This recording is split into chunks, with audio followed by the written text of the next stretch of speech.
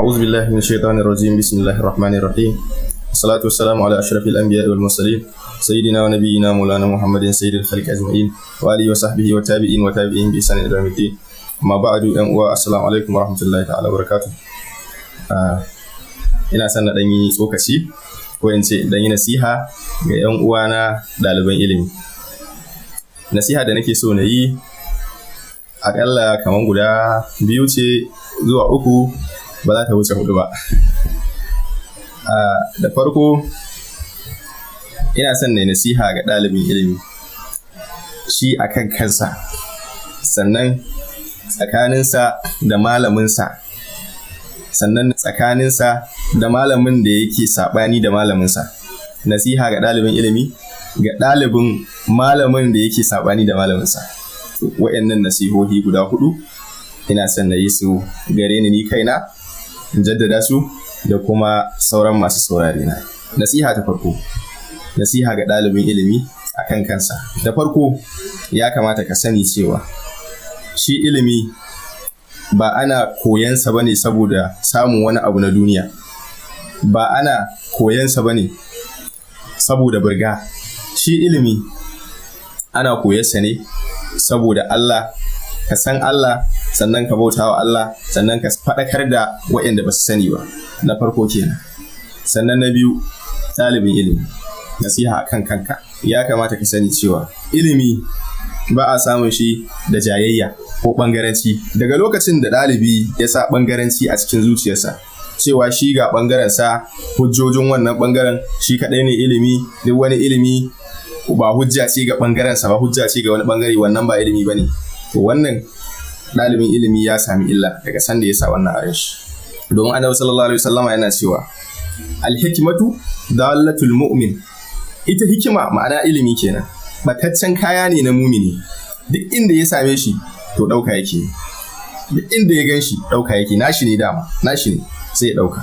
Kuma idan muka yi duba hadisin nan na Abu Huraira radiyallahu ta'ala anhu, dogon hadisi ne dai, ba zan tsaya ba da labarin ba domin ina son ne abun a takaice. Wanda shedan yake bashi labari cewa zai bashi wani tsari wanda idan yana yin sa zai kubuta daga sharrin shedan. Shine ya ce masa ya rinka karanta ayatul kursi 2 da safe 2 da yamma, in ban manta ba. Da Abu Huraira ya zo ya gaya wa manzon Allah sallallahu alaihi wasallama ga yadda suka yi da shedan. Annabi sallallahu alaihi wasallama ya ce yayi gaskiya, amma shine mafi ƙarya. To kaga kenan har a gurin shedan zaka iya samun abin da zai amfana da kai, bare tana dan uwanka musulmi wanda yake kuma malami. To da haka dalibin ilimi ya sa a ransa gaskiya ba lallai wurin malamin sa kadai za ta taho ba. Sannan dalibin ilimi ya kamata ka sani cewa Annabi sallallahu alaihi wasallam shi kadai ne, duk abin da ya faɗa gaskiya ne, duk abin da ya faɗa haka ne, duk abin da ya aikata shi ne daidai. Yadda Allah subhanahu wa ta'ala yake cewa wa ma yandiku anil hawa in huwa illa wahyun yuha. Dan haka Annabi sallallahu alaihi wasallama shi kadai ne yake fadar abin da shi ne babu canji har abada, har abadan abada haka yake. Amma duk wanda ba Annabi sallallahu alaihi wasallama ba zai iya yin kuskure, zai iya yin san zuciya, zai iya boye ilimi. Imam Malik radiyallahu ta'ala an yana cewa kowace magana ana iya mayar da ita, ana iya jifa da ita, illa maganar ma'abocin wannan wurin. Ya ishara zuwa ga raudar manzon Allah sallallahu alaihi wasallam. Yace maganar kowa ana iya karbata, ana iya yadda ita, illa maganar manzon Allah sallallahu alaihi wasallam. Da aka dalibin ilimi ya kamata ka san wannan. Nasiha ta biyu ga dalibin ilimi tsakaninsa da malaminsa kenan. Sannan sai nasiha ta 3 ga dalibin ilimi tsakaninsa da wanda yake ba malaminsa ba, wanda suke da sabani da malaminsa kenan nake. Malamin da yake da sabani da malaminka, to nasiha ta gare ka kai ɗalibin ilimi, ya zaka mu'amalance shi, ya zaka rinka kallon sa. Shi wannan malamin zaka kalle shi ne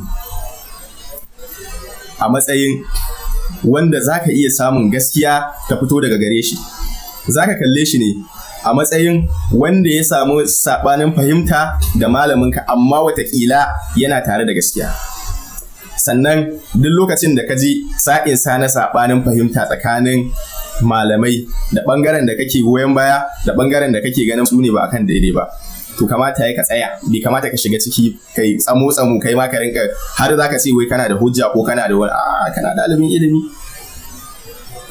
ilimi kana raddi.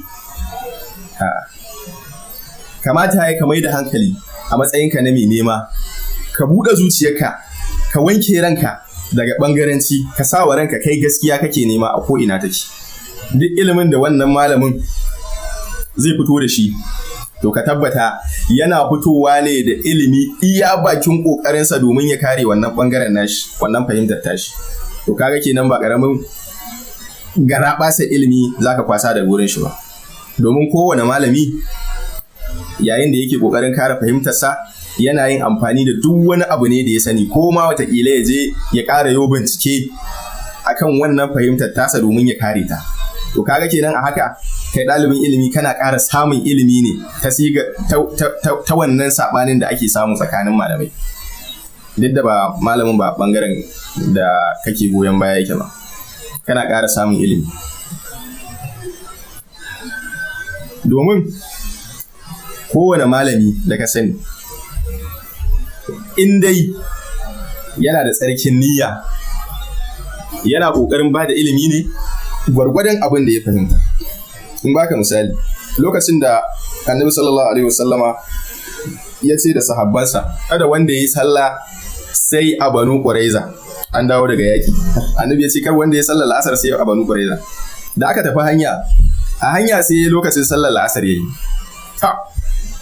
Nan fa fahimta ta rabu gida biyu.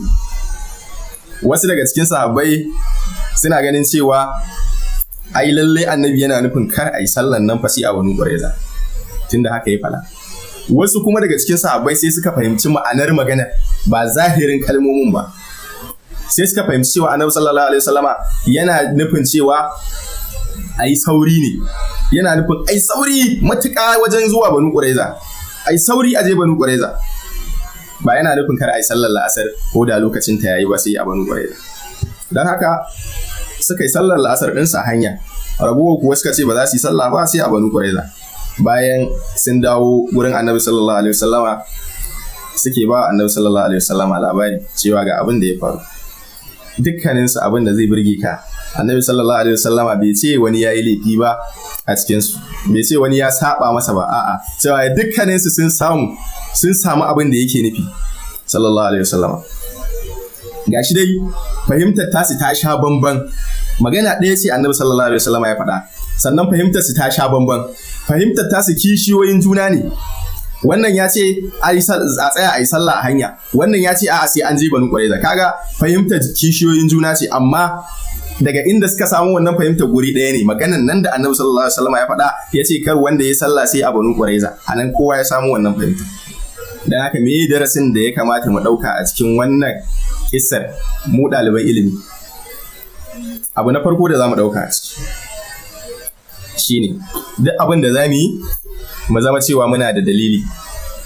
Mai ahalari yana cewa wala hillu lahu an yaf'ala fi'lan hatta ya'lama hukumallahi fihi, ma'ana kar mutum ya aikata wani aiki har sai ya san hukuncin Allah a cikin wannan aiki.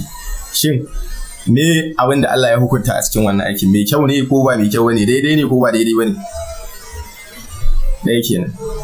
Na biyu, ka tabbata da cewa wannan fahimtar taka to ba lalle ne duk duniya sai an haɗa akan ta ba, ko da kuwa kana da dalili cewa Annabi sallallahu alaihi wasallama ne ya faɗa, to ba lalle ne yadda ka fahimci wannan magana ta Annabi sallallahu alaihi wasallama haka kowa ya fahimce ta ba kuma lalle ne wannan fahimtar taka ita ce daidai ba. Dan haka ba zai yi ka ce dole sai kowa ya yarda da wannan fahimtar taka ba. Na biyu kenan. Abu na uku, idan ka fahimci wannan, to sai ka zama, idan ka samu sabani da mutum, kaga kenan ba za ka ce masa dan bid'a ba za ka kira shi da kafiri ba za ka kira shi makiyin sunnar manzon Allah ba, domin shi ma dalilinsa dai a cikin sunnar manzon Allah ne sallallahu alaihi wasallam, cikin hadisan manzon Allah ne dalilinsa, cikin ayoyin alkur'ani ne dalilinsa. Sabaninka da shi shine sabanin fahimta shine sabani. To sabanin fahimta ko ba laifi bane, ba bid'a bane, ba shirka bane, kamar yadda ɗalibai ilimi wakila har da malamai ma suke kiran wasu bangare da suka samu sabani. Bayani akan sabanin fahimta abu ne mai faɗi mai tarihi sosai, wanda duk wanda yake bibiyar tarihin musulunci tun daga zamanin annabi sallallahu alaihi wasallama zuwa sahabbai zuwa tabi'ai har zuwa su imamu malik, gashi nan har mazhabobi ma aka bi. Kaji mazhaba kaza ta ce abu kaza daidai ne ko haramun ne, wannan mazhaba kuma ta ce wannan abin halal ne, wannan mazhaba kuma ta ce wannan abin mubahi ne, wannan mazhaba ta ce makaruhi ne, gashi nan dai. Kowa kuma yana da dalilinsa, yana da hujjarsa akan wannan abin da ya faɗa. Daga Qur'ani da hadisi, ko kiyasi ko ijma'i, ko istinbadi. Ma'ana dai, in muka koma hadisin nan da Annabi sallallahu alaihi wasallam yake cewa, "Idza jitahada al-mujtahidu fa asaba falahu ajran. Wa idza ijtahada al-mujtahidu fa akhta'a falahu ajrun wahid." Ko kuma falahu ajr. Ma'ana idan mai ijtihadi yayi ijtihadi sai ya samu ijtihadin nan nashi yayi daidai da ma'anar abin da addinin musulunci yake koyarwa, ko kuma da ma'anar abin da Annabi sallallahu alaihi wasallama ya aikata, to wannan ijtihadin ko kuma ya yarda da shi, wannan ijtihadin nasa da yayi yana da lada biyu. Haka idan kuma ya kuskure, amma shi ijtihadi ai shi ma yana da ka'idodinsa, insha Allah zan dan yi bayani kaɗan akai. Idan ya kuskure bai samu daidai yadda Annabi sallallahu alaihi wasallama yake nufi din ba, ya kuskure a fahimtar tashi a ijtihadin nasa, to yana da lada daya gwargwadon yana da lada daya. To wayannan abubuwan idan ɗalibi ya fahimce su, zai zauna lafiya, za a daina gara shi kamar kwallo, wayannan su buga shi can, wayancan su buga shi can, zai zauna lafiya. Ba na son in tsawaita. Sannan abu na hudu, wannan na uku shine yayi tsaho sosai. Abu na hudu da zan ja hankalin ɗalibin ilimi a kansa shine tsakaninsa da ɗalibin malamin da yake saɓani da shi. Har kullum kai ɗalibin ilimi, idan ka haɗu da ɗalibin wanda malaminsa yake saɓani da malaminka, ba ƴan ƙura za a yi ba, ka tsarkake zuciyarka, shi ma ya tsarkake tashi. Ku ƙara wa junanku ilimi cikin nutsuwa da girmama juna. Wannan ƙoƙarin ƙara wa junanku ilimi zai ƙara wa kowannenku zage dantse wajen ƙara yin bincike da neman ilimi, domin dole a tsakaninku wani ya fi wani ilimi. To yayin da ɗaya ya fuskanci ɗaya ya fi shi ilimi kuma yana ƙoƙarin kada shi, to zai ƙara mai da hankali ne wajen neman ilimi. Wai koma gurin malamin nasa ya ƙara masa hujjoji. To wannan zai taimaka maka ɗalibin ilimi. A ƙarshe, ta alama alkhairi, a ƙarshe ina son ne jan hankali zuwa ga ɗalibin ilimi, ɗan uwana, ɗalibin ilimi. Jan hankalin da nake so na yi gare shi, ko kuma gare mu, la haula wala quwwata. Jan hankalin da nake son in yi ga ni kaina da ƴan uwana ɗaliban ilimi shine mu san inda za mu nemi ilimi. Domin ilimi gado ne na Annabi sallallahu alaihi wasallama. Ilimi gado ne na Annabi sallallahu alaihi wasallama. Annabi sallallahu alaihi wasallama ya ce annabawa ba a gadar su, sai dai ana gadar ilimi daga gare su. Ya ce malamai su ne kuma magada annabawa. To waye malami? Kowa ne malami? Wanda ya iya larabci ne malami? Wanda ya haddace Qur'ani ne malami? Wanda ya haddace hadisai shi ne malami? Wannan dai a iya cewa mai karatu. Ko wanda ya san tarihi shi ne malami? Za a iya cewa dai mai karatu, yana da karatu. Amma malami, ginshiƙin ilimi shine tsoron Allah. Ginshiƙin ilimi shine tsoron Allah. Ginshiƙin malinta shine tsoron Allah. Daga sanda malami ya rasa tsoron Allah, to komai ya rikice, komai ya zube, ilimin ya zama ba ilimi ba, ya zama karatu. Domin akwai dalili, Allah subhanahu wata'ala yana cewa wattaqullaha wa yu'allimukumullah, ku ji tsoron Allah sai Allah